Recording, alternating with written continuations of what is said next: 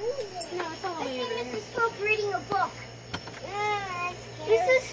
Mrs. Cook's book. All right, come on. Come on, Jojo. Whoa. Hi. Yeah, do you like my new bike? It's my new bike, Mom. No, that's mine. Are you Get sure? on it. I like the kickstand.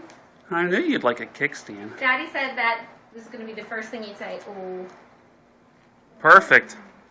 Whoa. Yeah, it's too big for you. How do I get it? Happy birthday! Are you surprised? Vroom, vroom. Oh. But the only thing is, how do I get off it? It's giving me a wedgie.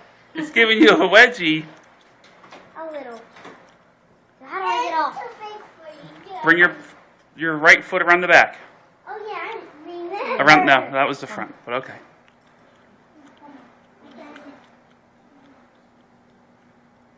Well, I think that's as low as it goes, right, Dad? Mommy, I love that. Wait, what is it, rocket? Yeah, rocket. Like your helmet. I made that tiny better. I gotta get it.